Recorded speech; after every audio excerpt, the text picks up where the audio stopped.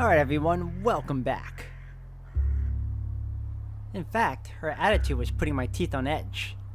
But at the very least, it was more of a real conversation than I was used to having with her. So, you still think that James did it, correct? Even after the Superior explained everything? Yes, I do. Oh. That being said, perhaps there is something you can tell me that would change my mind. Hence why I asked you to tell me everything you knew several minutes ago, I think. Well, I wouldn't know where to begin. I'm not even sure what I've seen or heard that would count as any sort of clue or hint. Why not start by telling me the strangest things you've seen first, and I'll decide what is pertinent and what is typical limb-barrow oddness. In that case, the absolute most out-of-place thing I've seen is... I realize how ridiculous it might sound, but it was the thing weighing on my mind the heaviest. Go on. Well, I saw a ghost. Or perhaps even a demon. At any rate, an apparition of some sort. I can't imagine why the Superior has summoned my help in this matter. I had heard that your ghost situation was an elaborate prank, no?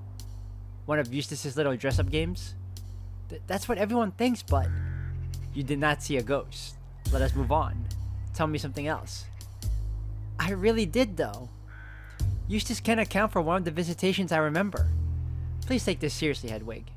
I do not have time for folk tales, and I definitely do not want to waste my time on this already spurious investigation being played for a fool. If this is an extension of some practical joke, please drop it. Tell me something else. I promise you, this is no joke. I saw the same figure a few other times, outside my cell window, on the second floor of the cloister. In fact, when I bumped into you on the first day I joined the congregation, I was running up to try and see who it was. Angela let out a deep, almost rattling sigh. It was Eustace. She did the same infantile act in the Misericorde later, no? Yes, but she wears that time outside my window wasn't her. She swears. There you go. Wow. So she's lying. And she swears the ghost in the hallway was her, but I saw her not minutes later. In her night clothes, no less. In fact, the only person I didn't see on the landing after that incident was you. She shot me a look so piercing I physically recoiled. I was blissfully, already fast asleep while all that nonsense was happening. My shrieking didn't wake you up? No, it did not, and if you are really insinuating that I am your prime suspect, this would be quite a precarious situation for you, wouldn't it? She glared at me meaningfully, as my head whipped around in panic, realizing how utterly alone we were in the garden. I looked back at her in dismay and nearly screamed when I saw what she had produced in her hands while I had been looking away. If I were a murderer who felt you were on my trail, I could have punctured your neck silently whenever I liked, so as soon as we passed behind the hedgerows. She idly held the knife out and pressed the flat of the blade under my chin, tilting my head upward to forcibly meet her gaze. We stayed locked like that for just a moment before she finally retracted her hand. I jest. I carried this for self-defense. Some joke. I thought it was rather amusing. She twirled the little dagger in her hands idly. Where did you get it? I've had it for years. A keepsake from my old convent. I thought I had lost it ages ago, but I'm glad to have found it again recently. It helps me feel safer in troubled times such as these. But James is locked up in the hospitalum. Your point? Well, if you're still feeling unsafe, perhaps deep down you know it could have been someone else. I thought James was the only pervert who lurks around Limbarrow Tor. I see. Is that why you've agreed to help the Superior then? You think there's someone else out there? Possibly. Her eyes narrowed. My tone was incredulous, at least. As incredulous as I could sound while nervous as I was, and she could see it. She let out a short, sharp sigh and then took a step closer toward me. I'd always been wary of Angela, but I had assumed she was personally unpleasant, shall we say, at the very worst. This outright malice she radiated, twirling a dagger between her fingers, was repellent to me. What will you do when we find who really killed Catherine? Let me be perfectly clear. I firmly believe I've already found the man who really killed Catherine. I've stated it many times and will continue to state it. But I am open to investigating the matter closer, if only to prove that I am correct. I found them skulking around not far from the cloister after Sister Charity found the body. On her morning walk, yes. The Superior did tell me that much. Morning walk. Charity does not take morning walks, at least no further than the cloister. What on earth do you mean? Of course she does. Angela let out another sigh, not as short and sharp this time, but filled with a sort of sympathetic condescension. She put her arms behind her back and began to walk again, leading through the edges. I really must press you for every last little detail now. More than anything else, I can help you find inconsistencies and lies. Do not take this the wrong way, but you are rather credulous. I do not mean to be insulting. It's to be expected of someone who spent 20 years locked up in a little room. My quarrel is with the superior, not you. If this was how Angela treated people she had no quarrel with, I dreaded to imagine how she argued with people she did. I began to wonder if the superior had ever seen Angela's knife come out. Charity does not take morning walks. She is too old and too fat for that sort of thing. The furthest she walks in the morning is from the dorm to the chairs she and Martha share. I would consider that a morning walk. It is a walk in the morning, I suppose, but I do not think that is the image meant to be conjured by that phrasing. Charity would very much like the superior, or whoever she tells her story to believe that she exercises rigorously. This has absolutely nothing to do with Catherine's murder. No, it doesn't. But I think it makes for a good abject lesson. People lie constantly. It is practically a reflex for most of the women here. Has Catherine recounted her story to you?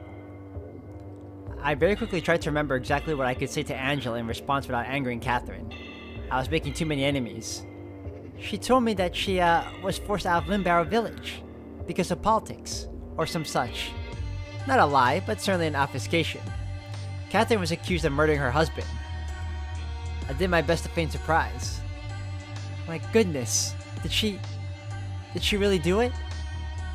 In truth, I don't believe so, but she doesn't like to talk about it either way. I imagine it must be very hurtful to discuss, especially if it was a false accusation.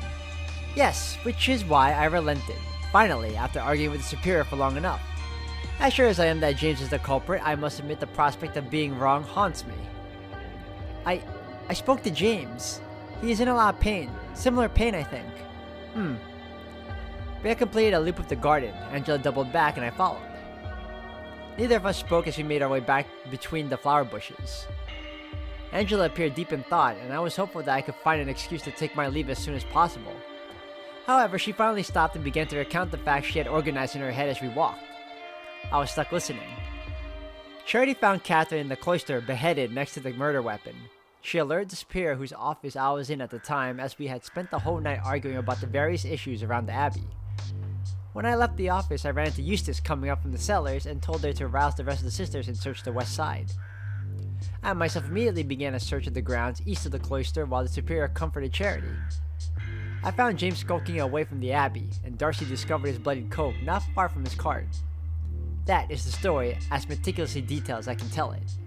Now, have you heard or seen anything that contradicts those events or casts new light upon them? I had to take a minute to rack my mind. I began to realize how little real investigating I've done. I suppose the mysterious figure doesn't count. It does not. Then James claims he was not wearing his cloak when he delivered the mail that morning.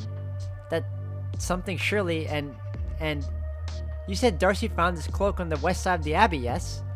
I see what you're getting at. James was found on the east side, but his cloak was on the other end of the abbey by the front entrance. Yes. Surely this proves he's telling the truth. I remember it being particularly windy that day, as it often is here on the mountain. It is possible his cloak simply came loose as he attempted to make his escape. I suppose that's possible. However, it is also possible it did not. Therefore, we must find a way to reconcile this discrepancy one way or the other. Did James tell you anything that might help? He said that Catherine would be able to vouch for him. Angela looked at me with an oddly quizzical expression, and I quickly added some detail. Because he saw her in the library when he was delivering a letter. I see. And has Catherine confirmed this? Yes, but that wasn't enough for the superior when I told her. Why not? Because, well, I actually saw Catherine and James speaking to each other. Quite recently, in fact. Nonsense. It is true, I followed her out into the hills one night. I did not know it was her at first. but we crossed paths when she returned. Unfortunately, I didn't overhear exactly what they spoke about. You followed Catherine all the way out of the hospitalum? Yes. All by yourself? Yes. Angela's eyebrows were liable to disappear underneath her white cap. And here I was thinking you always refused to take the initiative. The superior neglected to inform me of that particular wrinkle. I'm starting to think that I may have accidentally made Catherine the superior's top suspect. I must admit it might make her mine, if I entertained the idea that it was not James at least. You think her story is tainted because of it? It is hard to imagine a scenario where the two can be taken at their word alone, which I am afraid puts us in a stalemate. The superior sent me down to the village to see what the general opinion about Catherine's old murder case was. She wanted me to judge how believable the idea of Catherine killing someone was. What nonsense. It did feel a bit aimless. I'm not particularly used to the public. No, I mean, that's not why she sent you down to the village. She sent you all down there so the rest of the sisters could work on your feast. That's a waste of time and a rather tasteless way to treat a very serious matter, I agree. I guessed that the others had certainly made use of my absence to prepare a surprise, but the idea that the entire trip had been a frivolous exercise had me seething. All that anguish for nothing. She could have just kept me in the library for the day. Indeed. Well, the bishop is here now, and his arrival used to be your deadline. With him here... Angela stroked her chin with a bony finger and gazed at the rapidly darkening sky. Let us make a pact, you and I. Forget what the superior says. She means well, but she's not equipped to handle the situation. I don't understand. The superior is desperate to save face in front of the bishop. Their relationship is strained, that much I know. She believes that if she can present him with a satisfactory, no, not just satisfactory, salacious explanation to this tragedy, he will overlook years of shoddy leadership. She is looking for accolades, for promotion. So what do we do differently? Nothing, only when we have our answer. Whether it's assurance that James was the killer or we discover the unthinkable and accuse one of our own, we report to the bishop ourselves. Why? To get the proper credit for our work, of course. Noble as her intentions might seem, I detected an undercurrent of self-satisfaction. I shook my head. Angela had spat a lot of venom this evening, but this was too much. I don't believe the superior is that selfish. For the first time ever, I heard Angela laugh. It was a deeply unpleasant, mirthless squawk. You just told me she pulled you out of your cell against your will. You are being used. You and I are both being used. I had no answer for this. The last bit of daylight was fading. Wind rustled the flower bushes, and for a moment, I felt like I could hear the sea. Nothing else about our work changes. We can work separately even. I know you might prefer that. I certainly would. And we will meet with the superior at her request. But when it is time to give the bishop an answer, we give it to him. Okay. You know what? I'm starting to like Angela a little bit now. And not that I ever really suspected her, really. It was just the fact that she was too mean. But these days, in these types of stories, the mean ones are usually never the ones to be the suspect. They're usually the red herrings, if anything. Angela held out her hand out to me. I thought about my cell and the peace those walls provided. I thought about the sheer terror I felt when I had heard the rattle of the superior's keys and the ugly sobs I had stifled in my pillow that night. I thought about that childish rage I had felt as I had thrown that soiled copy of Matthew from my window, and the sheer terror I had felt when I saw whoever it was outside watching me. I thought about Catherine speaking to me through the squint and how I would never, ever have a conversation like that with another soul. I grasped my hand around Angela's wrist, and she wrapped her fingers around mine. I could feel the hard leather strap of her sheath as we shook hands, and immediately regretted my decision. And let the one who has no sword sell his cloak and buy one. Happy birthday. Ha.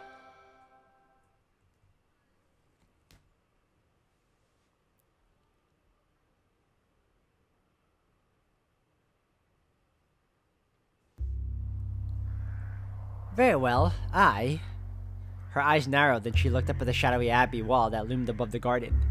Well, what is it? Nothing. It was just a bird. Well, what now? Business as usual. In the morning, I think I will talk to James myself. Perhaps I can get something out of him you could not. Tonight, unfortunately, I have some work to go over with the superior, and I imagine we will be forced to entertain the bishop until he retires. He's not staying in the hospitalum, is he? That would be rather awkward, I imagine. I hadn't considered. Perhaps the superior would provide a bedroll and send them to the Misericorde. Anyway, what we do next? The others are throwing a sort of continuation of the feast tonight in the cellars. I was told it was meant to be sort of a wake for Catherine. Angela's lips pursed ever so slightly. I had no idea that this proposed gathering was such an offensive idea to her. It sounded like a good opportunity to speak to people candidly. Perhaps I will find a new clue. Indeed. Well, goodbye. And with that, she left. Her shoulders bumped into mine as she passed me, and her stride looked a little less confident than usual as I watched her turn the corner at the end of the hedgerow.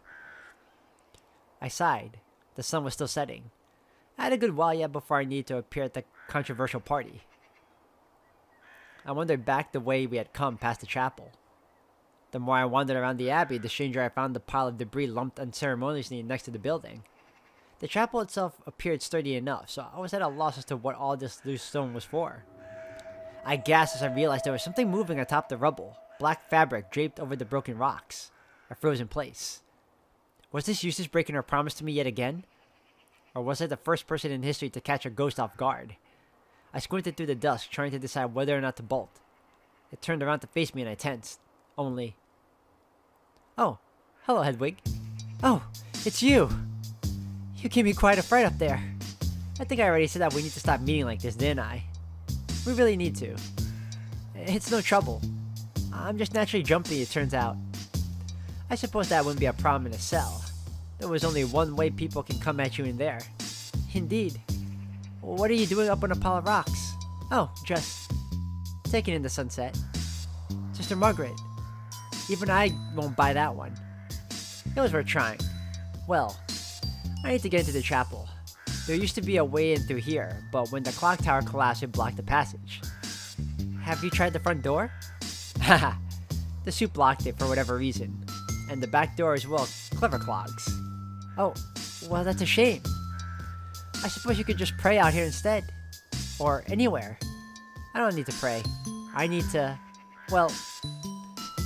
She ceased peering at the wall at the chapel where I presume rubble had filled in whatever entry she was hoping to find. Can you keep a secret? Oh, she has problems with that already. She's in that struggle bus. It's not anything bad, is it? No. Well, not really. Only a little at worst. Oh. So, can you? I sighed. What was one more in the pile? Yes, of course. Well, as I'm sure you noticed, the superior's organ sounded a little off tonight. Did it? She shot me a withering look. Anyway, that might have been my fault. A little bit. It was a little bit of Catherine's fault as well, but she's busy. I need to get in there and fix the problem. What do you mean it's your fault? Sister Margaret! I remember the first conversation Margaret and I had ever had with Catherine. I thought that was just a joke. A cruel joke, but a chatter nonetheless. It should have stayed that way, but I fear that we might have taken things a touch too far. She looked a bit upset tonight, didn't she? As well she should. You'll get no argument from me. Anyway, that's why I'm up here. I'm trying to find a way in. Why not just come clean? Where's the fun in that? Besides, I would rather not be stuck on a privy cleaning duty for the rest of the year. Well then, why not just do it tomorrow before service or after? That might have to be the plan, I'm afraid. But there's a good chance she'll try and play it again, and I doubt she'll maintain her composure another time. I thought hard about a way to help. I did not approve of Margaret's mischief, but I was at the very least pleased to see some empathy and effort to correct her mistake. What about the bells? I don't follow. Someone is going to ring the bell before the Thursday tomorrow, surely. Whoever did it would have to unlock the door. Couldn't you get in that way? Margaret hopped down from the pile of rocks and grabbed me by the shoulders. Hedwig, you're a genius. Someone is going to ring the bell tomorrow morning. It's going to be me. Oh, well, there you go. No, I mean, I can make that happen. I'm sure whoever got assigned bell duty this week would jump at the chance to sleep in after tonight's little party. I'll just go tell the soup that I volunteer right now. She patted my arm and began to jog away. See you in the cellars. Wait. What is a clock tower? Oh, right. Well, A clock is a bit like, imagine if you didn't have to ring the bells in the morning, noon, and dinner yourself. It's a big machine that does all that for you. Like the animal statues by King Solomon's throne? I had no idea we had such wonders here. Margaret looked oddly stern. Yes, I suppose it's a bit like that. It just seems a bit extravagant. The Soup was very excited about the project, but between you and me, there were a few of us who thought it was a waste of money. But she had secured a good deal on the work and wanted it built quickly. Normally these things were reserved for big cathedrals and cities. But you look at it now and, well, it looks like we got what we paid for in the end. I had heard the Superior thought it was a bad idea. I'm sure she says that now. So, why hasn't anyone moved all these stones?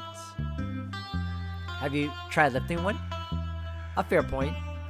I'm surprised you never come across a clock before. They're expensive, but not exactly new. Isn't there one in Commedia? What's Commedia? Whoa. You haven't read Dante? Now that surprises me. Now it's my turn to be uncharacteristically stern. I have not read anything that isn't biblical canon, errata, or scholarly commentary.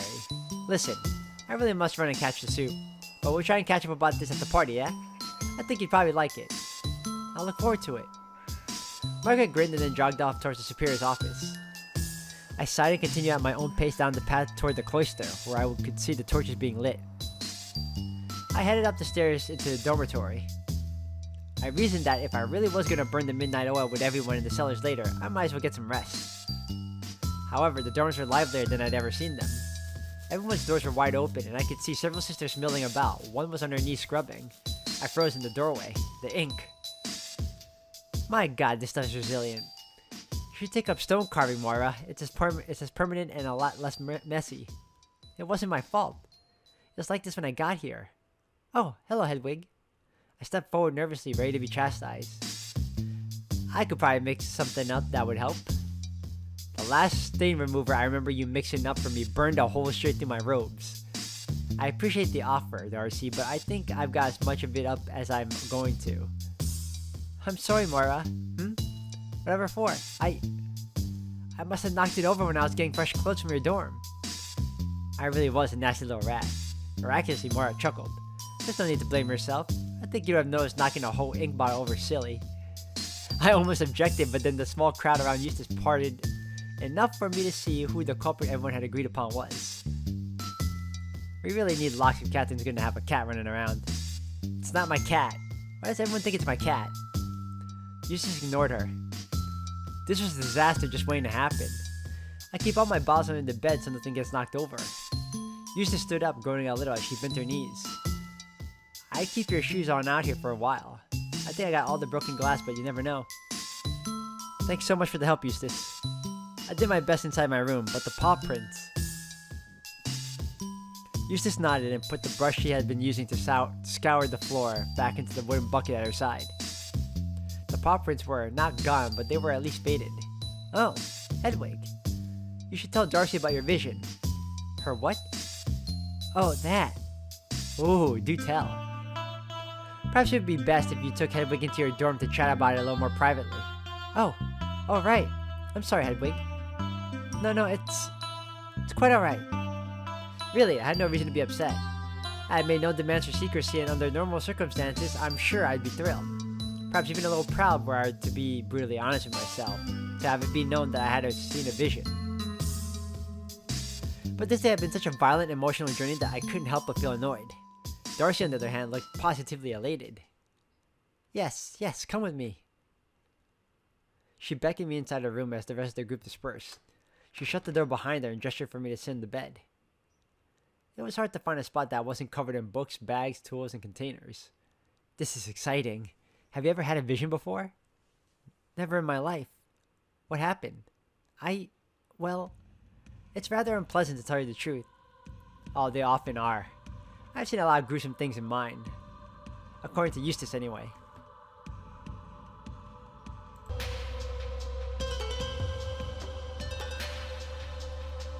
What sort of gruesome things? Heads chopped off, stuff on fire, men with too many eyes, the list goes on. How frightening! I think it's worth it for the ones that are less scary. And really, the scary ones are important too, I think. They're a rich tapestry. I think that's a very good way to look at it. So what did you see? No holding back. Start with before the vision, actually. What were you feeling? She had produced a quill and paper from her little reading desk. Excuse me. Well, I was rather upset. I had a horrible time in the village, truth be told. Sorry to hear it. And I sat down in the town square. I told her everything in much more detail than I'd given Eustace and Moira on the ride back to the Abbey. It was easy to be forthcoming around Darcy compared to almost everyone else here. Wow. Exciting. Is it now? Oh, incredibly. What could it mean? No idea. Oh. Is something wrong? No, just... I was hoping you might be able to help sort it all out. I'd be happy to help, but I can't give you the answer. I don't understand it. I wouldn't know where to begin understanding it. Well, it is probably about God. I suppose that much I'd gathered, I think. See, you did know where to begin after all. What do these things say to you? I don't know. You must know. Otherwise, you would not have seen them. Well, what if it's an omen? I wouldn't know then. If God is trying to tell me something, surely it would be something I needed to know and didn't. Darcy shook her head. It was odd seeing her so authoritative.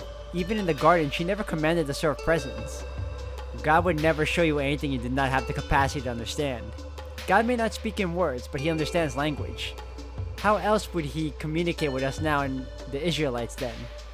The Jews and the Romans? How would he reach the heathens in the east? Or the bloody French? God showed Hildegard a shape of light and let her conclude it was a map of the cosmos. He even sent Moses a burning bush before he spoke plainly. And he sent me a vomiting dog. Perhaps he is yet to speak plainly to you. Or perhaps he already is. She emphasized this point with a dramatic gesticulation. I wasn't sure whether to be amused or frustrated. Do you understand any of the visions you've seen? Not entirely. If only Catherine were here. She understood hers very quickly. With my help, of course. Which gives me the utmost confidence that I can help you. We can translate what God is saying to you. I would appreciate that. I am yours. However, I must think on it. Of course. There really is no great rush. She scrunched up her face and started stroking her chin, and I realized she meant to start thinking right away. What's with that face? I stood up and bowed my head. My thanks, Darcy. She nodded gently. I left to retire to my own room. The crowd that had surrounded the ink spillage had dispersed. Only Moira remained leaning against her door, looking more exhausted than I'd ever seen her. Any luck?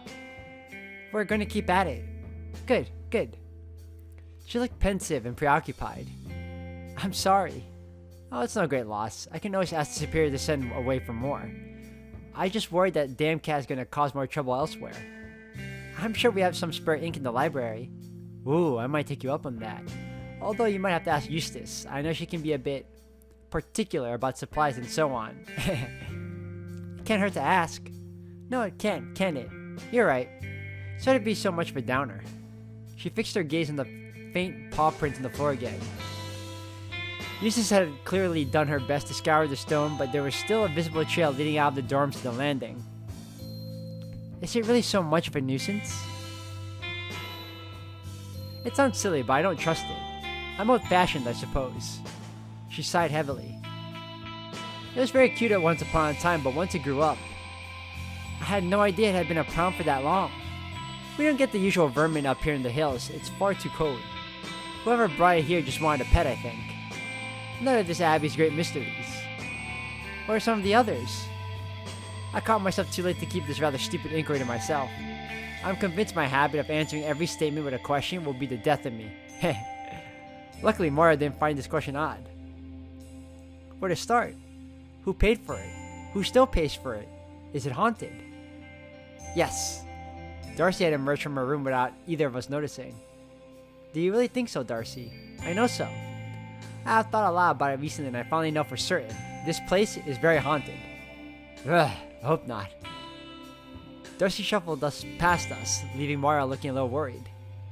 I wanted to say something comforting to Moira, but the evil sigil carved into the walls loomed in the back of my mind. it was becoming harder to disagree with Darcy's assessment. I was curious what had prompted her escalation from a little to very haunted and thought about following her to ask.